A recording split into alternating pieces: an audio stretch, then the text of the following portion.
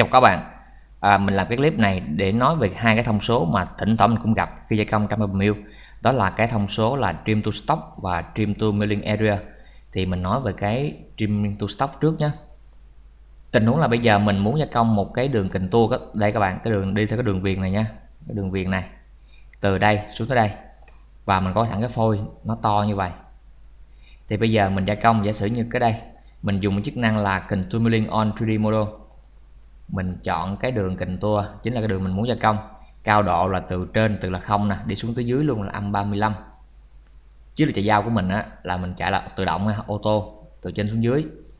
Rồi ở cái phần parameter này thì các bạn thấy nè, mình cho tổng cái total infit của mình là 40, tức là giả sử cái đường curve nè, nó lấy ra ngoài là 40 mm và từ đó gia công lần lần vào trong.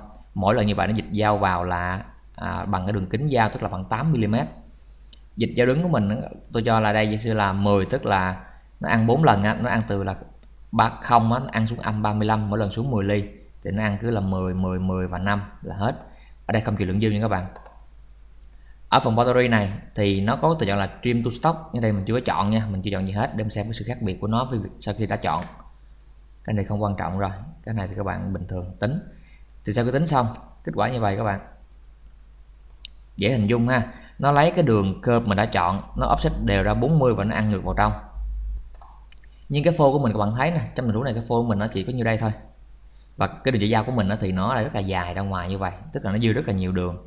Trong tình huống đó, nếu như các bạn muốn cho nó ngắn lại thì mình dùng chức năng là mình sẽ xén bỏ đường chạy dao mình trên cái cơ sở là cái đường biên của cái phôi, và đó là ý nghĩa của cái chức năng là cái tùy chọn là trim to stock. Các bạn xem cái ví dụ bên dưới nè, mọi cái như cũ hết nha, cũng kình tua đó, cũng chiến lược chạy dao đó, cũng chế độ cắt đó. Nó chỉ khác là ở cái phần battery đây á, là tôi để cái chức năng là trim to stock. Thì các bạn xem kết quả như thế này đây, cái phôi mình như vậy nha, và cái đường dao của mình các bạn là nó gần với cái stock rồi, nó còn dài ra như vậy, hơi quá như vậy, chẳng qua là ở phần macro á, là mình để nó nhiều một tí thôi. Các bạn có thể xem lại cái phần macro của mình nè, mình để nó là auto thì nó dài ra, còn nếu bạn muốn chỉnh nó sát vào trong á thì các bạn hãy điều chỉnh lại cái phần macro này. Đó là cái sự khác nhau giữa cái chức năng là trim to stock và không có trim to stock. Thì ở cái phần trim to stock này nó còn có một cái thông số nhỏ nhỏ nữa, chứ là cái offset. Các bạn xem luôn ha. Ví dụ ở đây, khi mình chọn chức năng là trim to stock á, thì nó cho một cái offset, tức là cái lượng mà nó ăn ra ngoài một tí nữa. Thì các bạn có thể hình dung bằng cách là tôi chạy cái thứ ba như vậy. Tạm thời tôi ẩn những cái anh đường G1 đi nhé, xin lỗi G0 đi nhé. Tôi ẩn những cái anh để anh này thôi, anh này cũng vậy, G1 only thôi. Rồi thì các bạn thấy hai cái màn khác nhau là, thì cái anh mà tôi để màu xanh dương á, tức là cái anh mà nó có cái phần offset 2 ly các bạn, là nó chỉ dài ra một tí như vậy thôi để nó ăn vào thôi, không quan trọng gì mấy. Vậy thì cái tùy chọn này nó xuất hiện khi nào? Các bạn lưu ý luôn, không phải tất cả cái chương trình chạy ra trong review đều có chức năng này, nó chỉ có một số cái chương trình ở 3D mà thôi. Ví dụ có thấy nha, những chương trình mà 2D á, các bạn thấy ví dụ như là Contour nè, hay là Chamfer gì đó, hoặc Incline gì đó, hoặc thử cái Contour này nè, nếu mà 2D á nó sẽ không có thẻ battery, và không thẻ battery thì nó sẽ không có chức năng này. Cho nên cái chức năng này nó chỉ hiệu dụng ở một số chương trình gia công 3D, và nếu có nó sẽ nằm trong thẻ battery. Ví dụ như các bạn thấy là nếu mình dùng chức năng là 3D rồi mình chọn cái profile hoặc là G-level, bạn sẽ thấy nó có ở cái thẻ là battery nè, tức là nó có cái chức năng là trim to stock ở đây. Rồi bây giờ mình qua một cái tùy chọn thứ hai nữa, là cái tùy chọn là trim to milling area.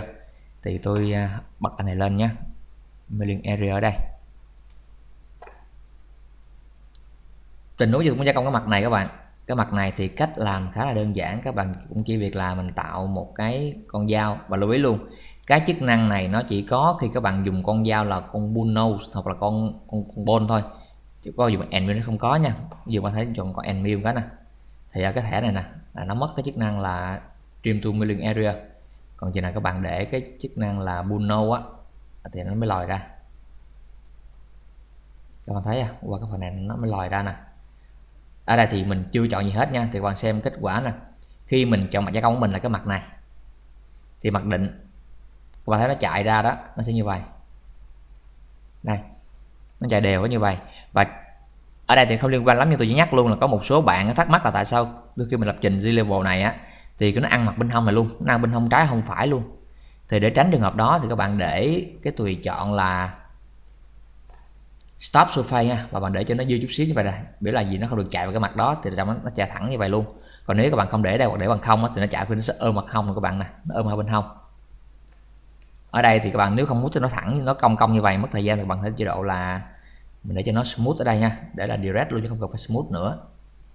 Thế thì các bạn thấy nè, nếu như ở giữa của mình á, nó có một cái vùng trống như vậy, một cái vùng trống như vậy, mà cái vùng trống đó mà nó nhỏ đó thì mình phải cho nó chạy ngang qua luôn. Nhưng nếu cái vùng trống này mà quá lớn á, mà bắt con dao mình nó chạy chậm gần một thì rất là lâu. Cho nên thằng Build nó cho một cái chức năng là gì, nếu như nó phát hiện ra cái vùng đó không có được gia công á, tự động sẽ chạy nhanh luôn, và nó xén bỏ đi. Thì các bạn xem cái thằng thứ hai ở phần body này, câu chọn chức năng là trim to milling area. Thì sau khi bạn chọn như vậy rồi á, chỗ này các bạn thấy nè, nó tự động nó sẽ né vùng đó ra, cái vùng mà trống nó không cần chạy nữa, và nó giúp mình là tiết kiệm thời gian khi mà gia công ở cái chương trình này. Và cũng giống như là trim to stop á, thì cái trim to milling area này á, không phải lúc nào nó cũng có, nó chỉ có một số chương trình gia công 3D mà thôi. Và tất nhiên nếu nó có nằm ở cái thẻ là boundary, các bạn xem lại ha, nằm trong cái thẻ là boundary.